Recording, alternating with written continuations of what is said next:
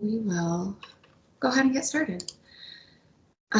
Well, in case I haven't met anybody that's on the call, my name is Sarah Van Eerden. I'm one of the dietitians. We've got Wendy Brookhouse is the other dietitian. She's on the event as well. So today we're talking winging it in the kitchen. We are recording it, so you know, if you want to watch it back, you can. We'll throw it into the April nutrition newsletter.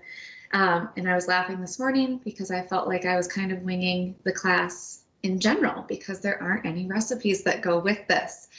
Typically with these cooking demos, we have specific recipes to go over. So we might not take up the whole hour, but we're going to get you some good tips. And if everybody, oh, I should drop that in. Let me drop in the handout just in case you don't have it open. So I'm dropping that into the chat right now. So go ahead and open that handout. The first page just kind of has some general tips on, we're calling it custom cooking. The whole idea for this class came out because National Nutrition Month is March. And the idea or the theme this year is personalize your plate. And so I kind of got to thinking, you know, so many times we don't have to follow these specific recipes to get really good meals at home and kind of customize them to how we like them. So that's where this idea came from. And I don't, you know, often use strict recipes at home. Now I did when I first started cooking for sure, and I definitely do when I explore new recipes. But for my weekly foundation, it really is a time saver and very freeing to kind of follow these looser guidelines. So as we kind of work through this handout, let me get a split screen here. I can't see it. Okay. So page 1, you'll go over some tips, and we are actually going to start all the way on, well, the side of page 2. So you'll see a lot of items today where, you know, we're using kind of the same things over and over. So think about how you need to stock your pantry. We have had a lot of different kind of pantry overviews and all of that, but when you're going to be kind of winging it in the kitchen, we need to have a good base, right? So whether it's, you know, canned beans and whole grains and sweet potatoes, right? Those are my 3 when it comes to those healthy carbs. And I keep a variety of beans on hand, whether it's white beans, black beans, garbanzo, those are my probably staples. And then we're using farro today. I've already got that pre-cooked, but farro, quinoa, barley, wild rice, brown rice, keep on hand. And then, you know, looking at sweet potato, these aren't as shelf stable, but they're still going to be, you know, kind of lasting a couple weeks in the fridge or in the pantry. So you can kind of keep those on hand as well. So we're thinking about those at, let me see here. We're looking at those as our healthy carbs. So make sure you're stocking that pantry accordingly. Also, we've got our proteins, right? So yes, I just named some plant proteins, but we can also have some healthier animal proteins on hand as well. Chicken, frozen salmon, shrimp, you know, I'll do pork tenderloins sometimes, but those are kind of my, you know, the staples. You can keep those in the freezer so that, you know, you're really kind of building this situation where you don't need to run out to the store and be, you know, really planned ahead in advance. Beyond that, we're looking at vegetables and then flavor, right? So I stocked up on vegetables fresh, but I also have things in the freezer. And then the flavors, we're gonna go through that a lot today because I feel like that's kind of the base of this class, and the takeaway is really understanding, you know, how do you kind of take the profile of a certain cuisine that you enjoy and just apply it to these foods without having a strict recipe. So that's kind of where we're going, just to give you a little bit of an introduction. I'm going to have you jump down to page 3. We're going to start with this sear and bake protein method. It's a strategy that I use in the kitchen literally every week. And I already did this week on Sunday because I kind of forgot I was doing this on Tuesday. So I already made some salmon with the same exact method. I'm going to do chicken today. I'm doing 4 pretty big chicken breasts. 2 are going to go in the freezer. 1 is going to go to a couple meals, and 1 I'm going to shred and make into a dip. So, you know, you don't have to have a strict plan like that, but I'm going to do 4 altogether. I think they'll fit in my cast iron. We'll go through a method if you want to kind of do even more than this, if you have a big family or you're looking to freeze a little bit more. So with the chicken breasts, I've got them trimmed and then I've dried them off. So you don't have to dry your proteins, but it will get you a better sear. So when you do, sear, I'm using this cast iron skillet. If there is that moisture left on the chicken, salmon, a pork tenderloin, it will brown, but it just won't get that kind of restaurant looking sear. So I just patted it dry with paper towel. So that's where we're at right now. From here, I wanted to show you just how you can, you can do them plain, but I wanted to show you how you can kind of customize your protein without too much effort. You could marinate these and all that. That would require, a baggie and waiting for the marinade to set. I just like to do a spice rub almost.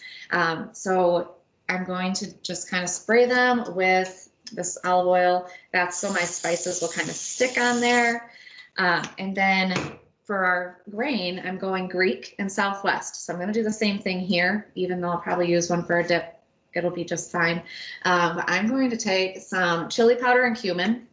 And you can notice right above the sear and bake method on your handout, there are 3 of these flavor profiles. So you can pick anything within this Southwestern, flavor profile that's listed. Chili powder, cumin, dried oregano. I've got all these set out. So I'm just going to do the chili powder on 2 of the chicken breasts, and I'm just sprinkling, right? No need to get out a measuring cup. If you like it heavier, you can sprinkle it on heavier, and then I'm going with some cumin. You could do a fajita mix. I'm sure Mrs. Dash has a salt-free Southwest something. So those are the 2 I'm going to do. I'm going to leave those at that.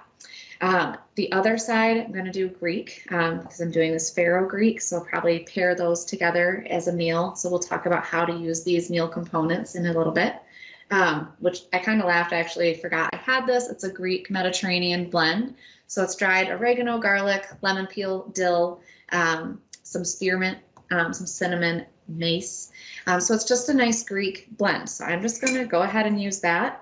I could use just a straight dill weed or even a garlic powder. And I'm making a mess here. And like I said, you can also do these plain. So the benefit of this sear and bake method is that you seal in kind of the moisture of the chicken especially. So I don't know if anybody here has tried to just bake chicken. It kind of comes out white looking and sometimes dry. So to use that, taking 3 days in advance for different meals and it doesn't have a great consistency isn't very motivating for me. We want things to taste good. So the sear and bake definitely helps. I've got the oven at 350 and this is it's probably warm. I should have done it a little bit longer, but I'm going spice side down, herb side down. Yep, that's getting warm. This is as crowded as you would want this pan to be. If we were doing 5 chicken breasts, we would have out a sheet pan. So yeah, if we were doing 5 chicken breasts, I would just get out a sheet pan, sear both sides, put it on the pan, and then throw the pan in the oven. I'm going to transfer the cast iron right to the oven. So we're going to get a good sear on that. And keep in mind, as you can see above on your handout, we've got 3 flavor profiles highlighted: Southwest, Asian, and Mediterranean. But keep in mind that this is where you can customize, right? So if you want a real spicy chicken, you could do a little hot sauce on it. You could do some cayenne pepper. If you were going more toward a French type dish, you could do that herb de Provence that I've mentioned before. So I would keep it simple at first. If you're somebody who's really tied to recipes, start simple and with a cuisine you're really comfortable with. So that might be Mexican or Southwestern. For a lot of us that we're used to tacos, we're used to, quesadillas and that kind of food. So try to transfer that into winging it a little bit. If you're not kind of set up in the kitchen with these spices, take a look around in that spice section. Next time you go through the grocery store, there's so many fun products. This is going to get a little loud here. So I'm going to sear these about 3 to 5 minutes. Let me grab my salmon. I'll just kind of show you how that one turned out. So keep in mind that, like I said, you can do this for so many proteins, and that's why it is so versatile. So this is a salmon with kind of a garlic chili type of sprinkle on it. Same exact method, but this I'm going to bake shorter, right? So it's nice and thin.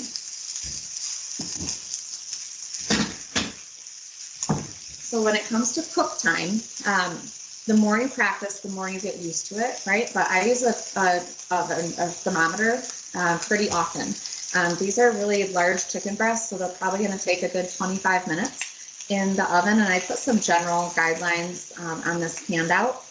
Salmon is going to take about 10, but either way, it's the same process. We're searing and we're baking until the protein is done. Make sure you toss questions into the chat or holler, because there's only like 12 of us on here, so we can be casual. I'm going to check these out. They're starting to brown.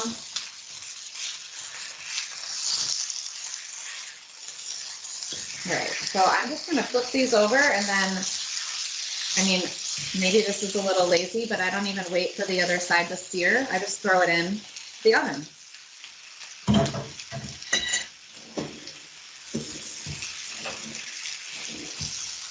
All right, so I'll show you these before I pop them in. So those got all nice and browned really quick. And this is one of the things where it's easy to meal prep on a Sunday night, where if I don't necessarily have a plan or haven't thought ahead to the week, I at least get this done, so it's done, right? So this just took, 5 minutes. I'm gonna bake it for 25, let them cool, and throw them in the fridge.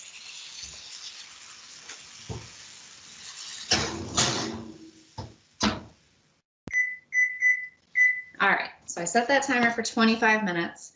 We're going to go ahead and talk grains at this point. Any questions so far? Probably doing good. It's pretty straightforward, hopefully. I would say the biggest thing with winging it is just takes practice. The grains are, I think, a nice place to start because you almost can't mess it up. Start light on the spices, right? I guess that would be one of the tips I would suggest.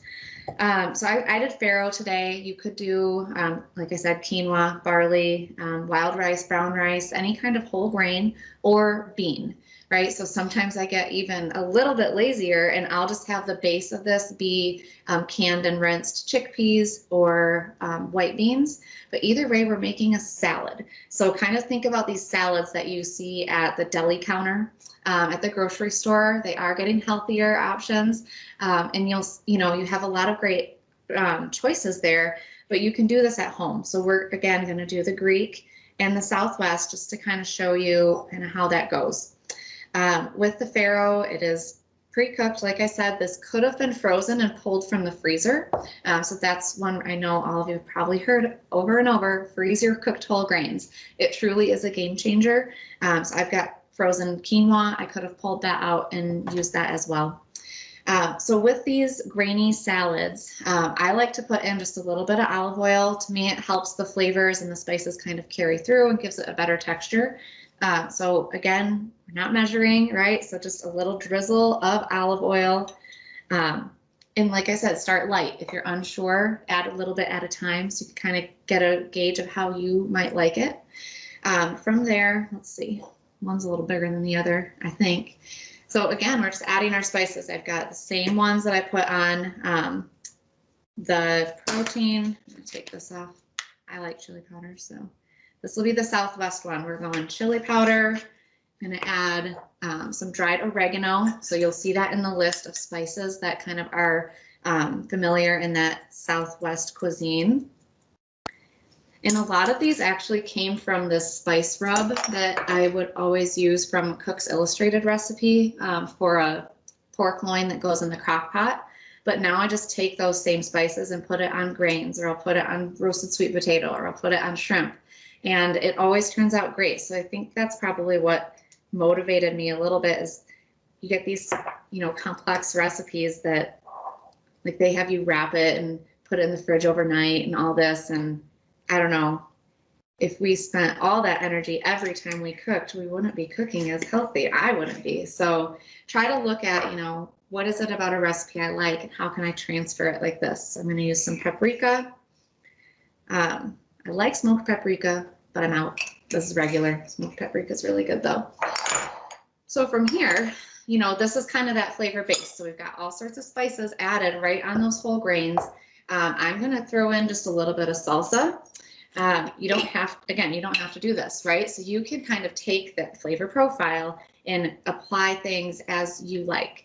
I really like salsa. This makes it kind of a more, moist salad, I guess. And give it a little more different texture. I might even add a little more. There we go. All right, and then this is kind of my little kitchen trick is these grainy salads or bean salads. Add a hit of vinegar to it. That's just personally, I think it brightens the flavor and adds a lot to it. I typically just do red wine vinegar because it doesn't ruin anything. Like if I were to put balsamic in here, it's too strong. This is a lighter vinegar. I'm just gonna do a tad, probably a tablespoon-ish. But that is one of those just kind of takeaway tips. So from here, this is when I just talked to my mom the other day, and she's like, I just don't like quinoa. I don't like it. I'm like, well, what are you doing with it? She's like, well, I'm cooking it and eating it. I'm like, okay, well, you've had it at my house so many times with flavors like this added, and she has loved it. So if think about how these flavors can enhance foods that are really healthy for us, but maybe don't bring a lot to the table flavor-wise, but they do nutrient-wise. So this is kind of the base.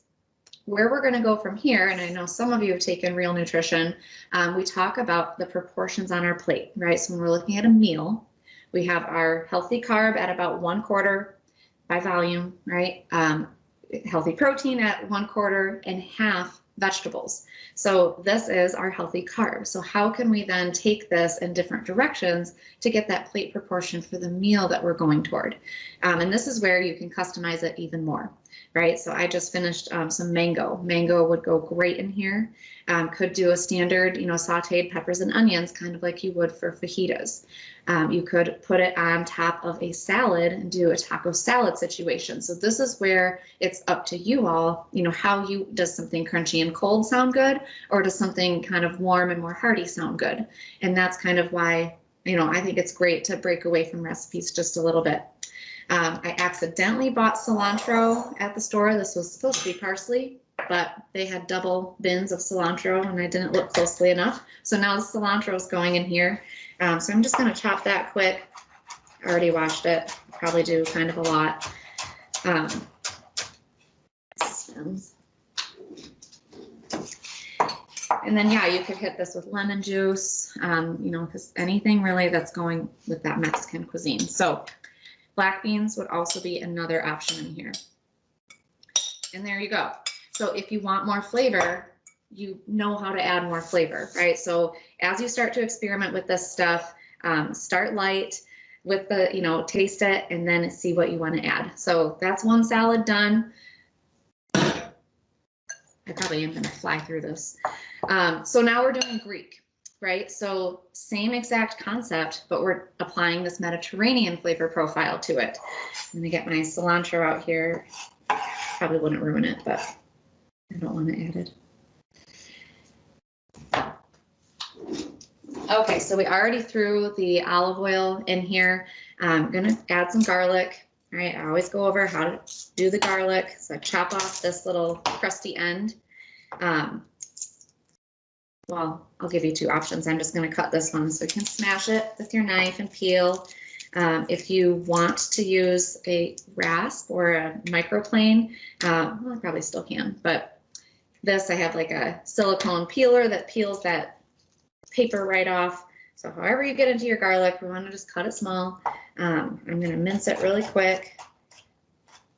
And this is a spot too where you could add whole garlic cloves as you're boiling your grains.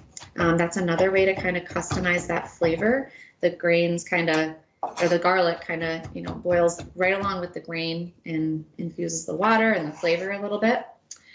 So throw in the garlic. I'm going to do a good dose of dried dill. You could do fresh. If you had basil growing in the garden in the summer, you could throw that in. And then I've got a lemon.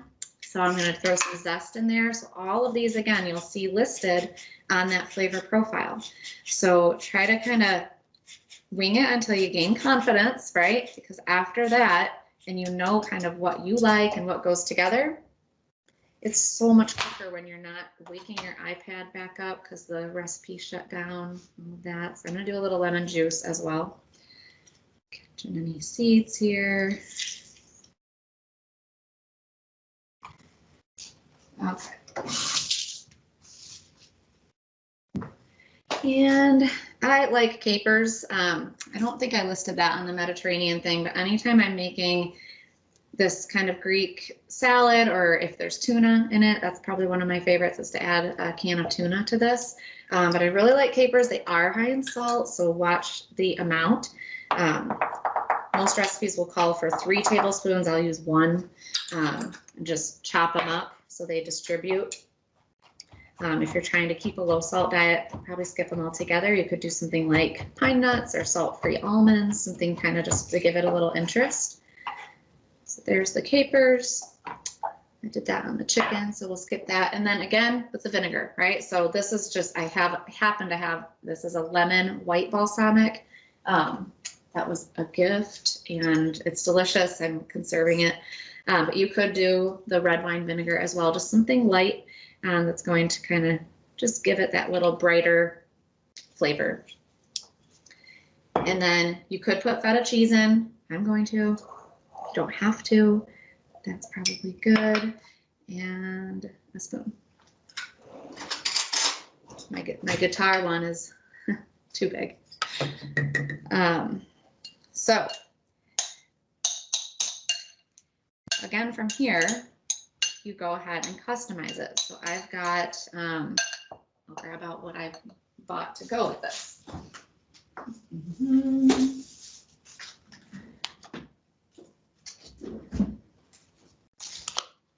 So when we're ready to put this together, I've got the chicken cooking, so that'll be prepped and ready to go. This will be my side. If I want to stretch this into more meals, I'm going to add a can of chickpeas. You could pretty much throw that in without, adjusting the flavor too much. I might add, maybe a little more vinegar, a little more dried dill, just to kind of keep the flavor up. But otherwise, this is ready to go. And then I want to build the other half of my plate. So I might do chopped, cucumber, cherry tomato. Got this, and then the chicken, and I might put a little bit of hummus on top. So this is where, you didn't need a recipe. You use that flavor profile, and you get a product that is flexible and you can carry through the week. All right. Sorry. Here we go. Okay, so let's talk through some of these things that can be done with these grain bowls, right? So I already mentioned a couple, but I just want to make sure we go through them as you're considering kind of breaking away from recipes a bit. It's nice to know kind of all the possibilities, I think. So I mentioned the grain bowls, and if you haven't seen it, I think we still have the grain bowl guide up on the website in the healthy cooking section. So a grain bowl is going to take any kind of whole grain, like we said, farro. I bought wheat berries today. There's quinoa, wild rice, brown rice. Those are kind of some of the main ones. And you can also add that bean, but that's your base. If you're going to add animal protein, that would be about a quarter by volume of that grain bowl. If you're not adding animal protein, try to have 2 plant-based proteins. So maybe you do a quinoa and a black bean, maybe you do a wild rice with a red bean, or it could be like farro and edamame, like a little soybean, but try to have 2 plant protein sources so that you make sure that protein, content is up there on that dish. So we've got the grain, we've got the protein, maybe a bean added, but then from there it's the vegetables. And your bowl could be hot or cold. So just kind of see how you're feeling there. Oh, I did pull this out. So I prepped this the other day. Like I said, I kind of forgot I was doing this class, so I'll end up freezing some of these. But I like these buffalo grain bowls. So I do the buffalo cauliflower. I have toasted chickpeas and farro added to this. I don't have anything else in here yet. There's probably 4 of these in my fridge that I did yesterday. So I'm going to add those vegetables, right? So like I said before, we've got that plate proportion that we want to keep. So I'm going to, in that, put diced tomato, celery, probably some shredded lettuce. I'll probably put a little bit of chicken, and then like a tablespoon of blue cheese, and then avocado. And, that's going to be like bumping up the fiber content of this bowl, but the prep is mostly done. So you can do the same thing with the Greek in the Southwest with these grains. Another thing you can do is kind of more of a compartmentalized meal where you have a salad on the side, maybe you saute some shrimp, and you have this grain on the side, more like a standard, compartmentalized meal. And then you can also build salads out of these. So whether it's spinach or kale or any kind of base, that's your veggie, this is your carb, and then making sure we're adding some more protein, whether it's plant-based or animal-based, and then bringing the flavors. So hopefully that helps. Throw out some questions if you have them. When it comes to flavors, that just reminded me, this same exact flavor profiles that you're looking at, the Southwest, Asian, Mediterranean, that's what you would add to your olive oil and vinegar mixture to make your own vinaigrette without a recipe, right? So I'll make a quick Greek one actually. Why not?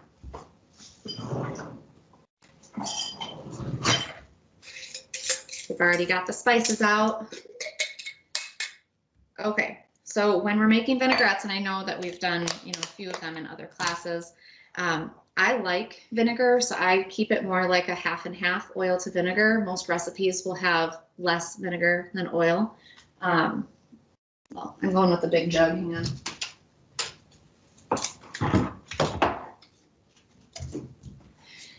All right, so,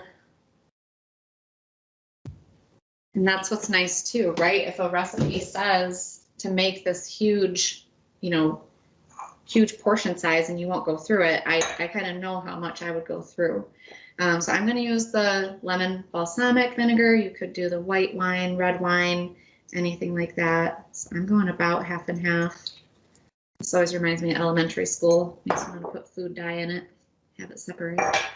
But we're not doing that today.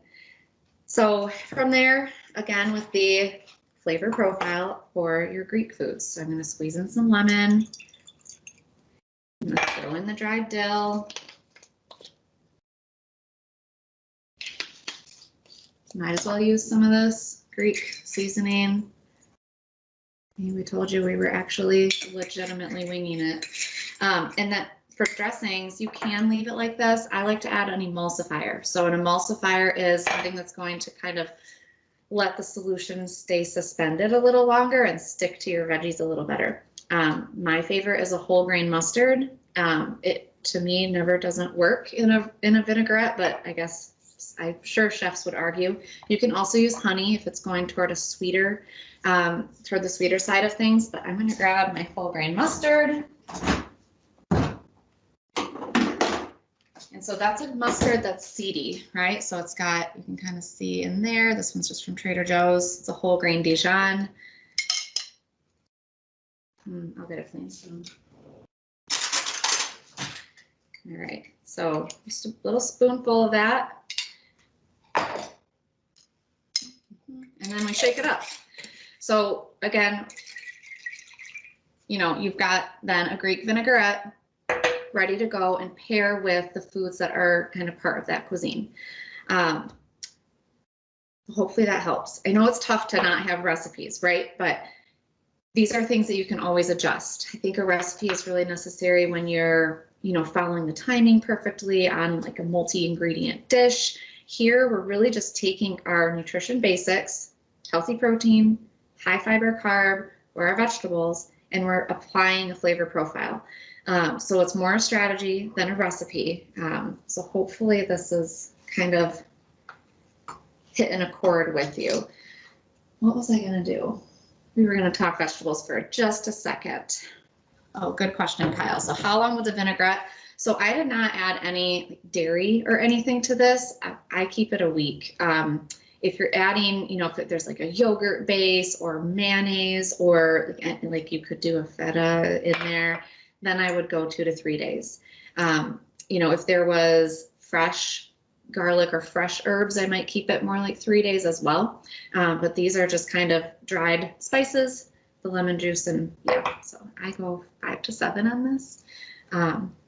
And it does freeze well too. If you end up making too much, sometimes I'll actually pre-marinate some proteins If I have extra vinaigrette, there's no sense in throwing that out. I might just dump the frozen shrimp into a baggie, dump this into the baggie, and throw it into the freezer. So there's a lot of ways that you can use this outside of just salads. But yeah, if you're having trouble using it, that would be a good. Oh, here we go. Okay, let's talk veggies a bit. So this is a little bit more just on how we can, I don't know, just quickly make vegetables available for ourselves so that these grains and proteins, you know, balance out to a meal, right? Because we don't want to just eat the carb and protein. We want to add, obviously, the vegetables, get the fiber and nutrition that we're looking for. So this is, asparagus has been so cheap and good lately. So I've been buying that a ton. Right when I get it home from the store, I snap it and put it in water like flowers. So asparagus is part of the lily family, the floral lily family. This keeps them fresh. If you're not going to use it within 2 days, I would change the water every other day. But yeah, I think I might have even done this on Saturday, and they're, you know, fresh and ready to go. So you can do this and pre-dice, you know, your broccoli, cauliflower, even carrots, celery, asparagus. I wouldn't necessarily, well, peppers I do sometimes, you know, I wouldn't necessarily do like a zucchini. That would, yeah, I don't know, might get a little weird. But these do really well, and it's just kind of, it's been waiting just to be used for dinner. So I've been breaking out this thing. It's a silicone steamer. So it has this little tray in the bottom. You can do this, I'm sure, with a bowl and a little water, but I just microwave it. So this, I'm not going to do it right now, but I would just lay all these right in here, add some water, and microwave for probably 2 to 3 minutes. And then this asparagus is tender, done, ready to go. You can also, I mean, I've had the oven on for 25 minutes. I could have put this on a sheet pan, had that in the bottom and the chicken on top. So try to, you know, you make the most of your time. Wendy, you're funny. Try to make the most of your time when you're cooking. But the pre-prep really helps. You know, I can look at this and say, okay, I can grab that and go. And, you know, I gave myself that leg up on a Sunday. I also use these all the time. So I buy the carrot chips or shredded carrots or the broccoli slaw. So these go right into these salads really nicely, or I'll saute them on their own and throw in the diced protein, or a bean and or like almonds. So they're really versatile, and honestly, they wouldn't taste good at all until you apply these flavor profiles. So that's why I kind of was thinking, you know, that is the main takeaway, are these flavor profiles. And sometimes when I'm branching out into a new one, I've been getting really into like coconut curries and a little bit more of Indian dishes. I'll look up, you know, flavor profiles, Indian regions, and it'll go through, you know, the different cuisines of India, and you can learn a whole lot about, you know, the types of food, which flavors pair together, which types of produce are common in that area of the world, and then apply it at home. So it's kind of a fun thing to do. I think I had one more tip, but I'm not remembering it. Okay. Yes, Wendy, you're cracking me up with that. Any questions? I think we'll pull out the chicken is almost done. I do want to just go over kind of how to process that. Does anybody need help with how to know whether the meat is done or not? Do we need to go there? Hopefully not. Okay. Those actually look pretty good. I lost, oh, here it is. Can I get my infamous UGG glove?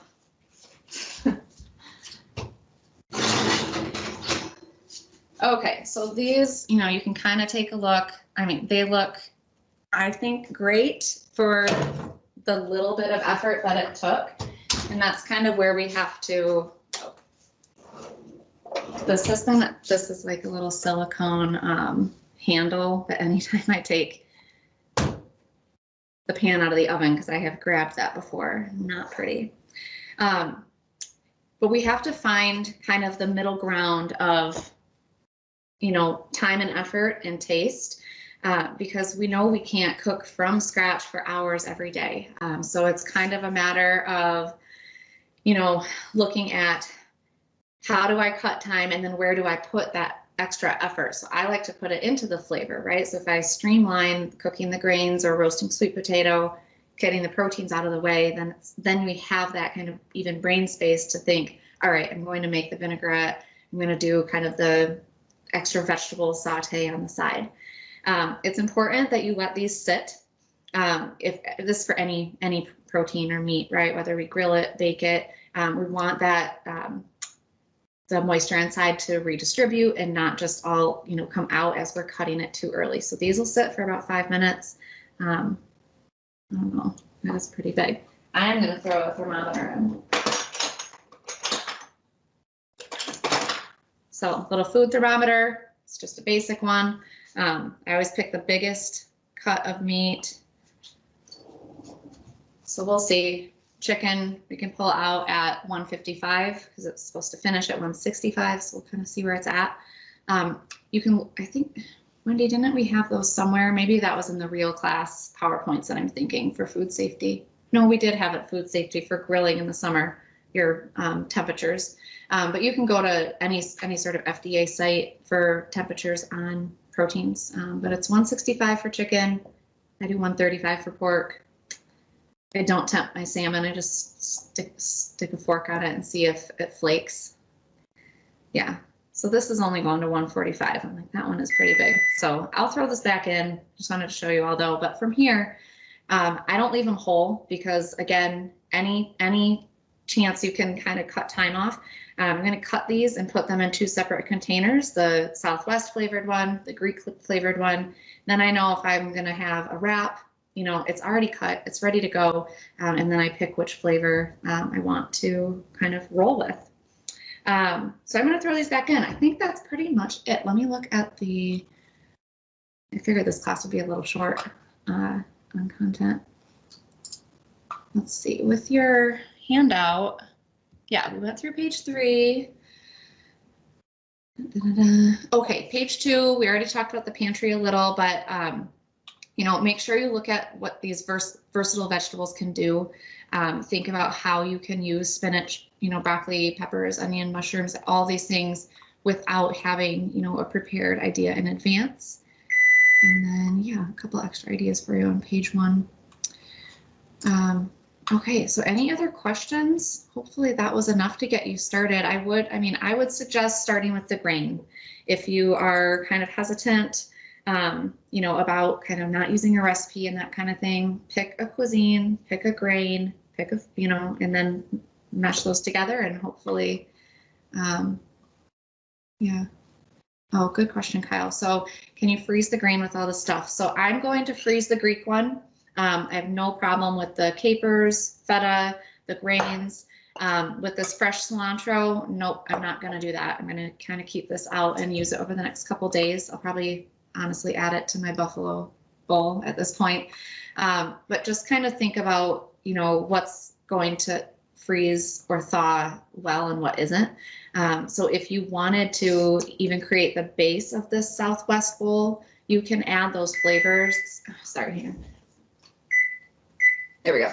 You can add those flavors before you freeze, but don't add cilantro, peppers. I guess you could put frozen corn in it. That would work. I would freeze the beans. So if freezing is on your radar, I would just kind of keep your eye on what's fresh added versus what's just the flavor, and then kind of adjust from there and see what you can add on the back end. Like I could have thawed this, then added the cilantro, peppers, onions, black beans, and corn. It'd be done really quickly. You can also, you can freeze these in, your freezer bags. Make sure to lay them flat, right? So let me grab real quick.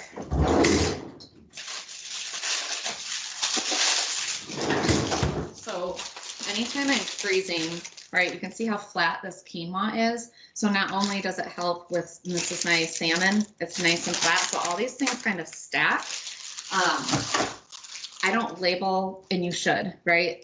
It's definitely not recommended to not label things. But with the quinoa, if you can see how some of it's breaking off here, that's one reason why I like to do the grains flat. So if you froze the Greek salad or the Southwest, you don't have to thaw all of it all at once. So you can kind of break it up. The quinoa's a little bit more difficult, but the farro breaks right up like a bag of ice. You can kind of crack it on the counter and it's ready to go. Quinoa's a little more, oh yeah, here it is. Yeah, so that's good for small portions, which is nice. So I'm kind of answering your question in long form, but yeah, hopefully that's helpful. You know, I get the salmon from Costco and freeze it myself now instead of buying their pre-packaged. It's just cheaper. Okay. I did turn the oven off. I need to turn that back on. Oh, thank you, Wendy. Perfect. All right. Well, yeah. Oh, good. I'm glad you're here, Doug.